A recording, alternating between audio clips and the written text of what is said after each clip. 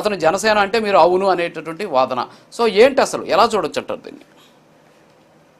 సరే, ఎవరు చెప్పారు జనసేన అని? జగన్మోహన్ రెడ్డి గారు చెప్పలా, వైఎస్ఆర్ కాంగ్రెస్ పార్టీ చెప్పలా, అంబటి రాంబాబు గారు చెప్పలా. మీరు చెప్పారని కాదు, నిజంగా జనసేన అయ్యుంటే కాదు సార్, నిజంగా జనసేన అయ్యుంటే మీరు వదులుండే వాళ్ళ అని అడుగుతున్నా నేను.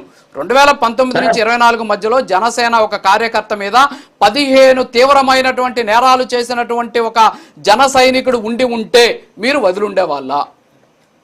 అసలు దాని గురించి నువ్వు సార్ ఒక మనిషికి జరిగినటువంటి అన్యాయం గురించి మాట్లాడుతున్నావు అంటే 100కే అదే మాట్లాడమంటున్నాను సార్ నేను. నా బాధ కూడా అదే. అతనికి అన్యాయం జరిగింది దాని గురించే మాట్లాడమంటుందా. పవన్ కళ్యాణ్ ఆడికి పరిగెత్తాడు, పవన్ కళ్యాణ్ ఈడకి పరిగెత్తలేదు అనే ప్రశ్నలు కాదు.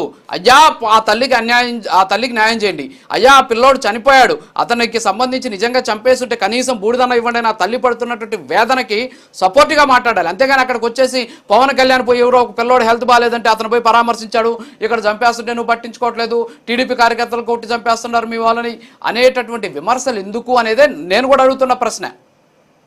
మీ ఇష్టం సార్, మీరు మాట్లాడుకోదలుచుకుంటే మీరు మాట్లాడుకోండి. నన్ను ఆపి మీరు మాట్లాడుకుంటానంటే మీరు చెప్పుకోండి. నన్ను ఒకటి ప్రశ్న కదా, నేను మాట్లాడుకోవట్లా, నాకేం పిచ్చి కాదు, నేను ఒక్కనే మాట్లాడుకుంటా ఉండేదాన్ని. మిమ్మల్ని అడిగింది ప్రశ్న. మీకు కావాల్సినటువంటి లైన్ లో నేను రావాలంటే నేను రాను. మాకు ఒక లైన్ ఉంటది మా పార్టీలో. నేను ఒకటే చెప్తా ఉన్నా, అతను జనసేన నేను అడిగిన ప్రశ్న కూడా చెప్పకపోతే ఇంకా మీ లైన్ లో పోయేట్టుగా ఉంటే ఇంకా డిబేట్ ఎందుకు? ఉపన్యాసాలు ఇస్తే ప్రెస్ మీట్ పెట్టేస్తే చెప్పదు కదా. నేను చెప్పాను జనసేనని, అతను కేసులుంటే మాకెందుకు? కాదండి, అరే మీకు నా ప్రశ్న అర్థం కావడంలే. జనసేన అయ్యుంటే మీరు వదులుండే వాళ్ళు అంటున్నా నేను. కాదు సార్, జనసేన అయ్యుంటే ఇన్ని తీవ్రమైన నేరాలు చేసిన వ్యక్తిని మీరు వదులుండే వాళ్ళ? సార్, నేరం చేసినటువంటి వ్యక్తిని ఏం చేయాలి? పోలీస్ స్టేషన్ లో చంపాలా? గోర్లు బేకాలా? కోర్టుకు సంబంధించి మీరు అర్థం కావట్లా. మీరు వెళ్ళే లైన్ లో మీరు వెళ్తే నేనేం చేయలేను కానీ. ఓకే, చిన్న బ్రేక్ ఉంది, బ్రేక్ తర్వాత కంటిన్యూ చేద్దాం.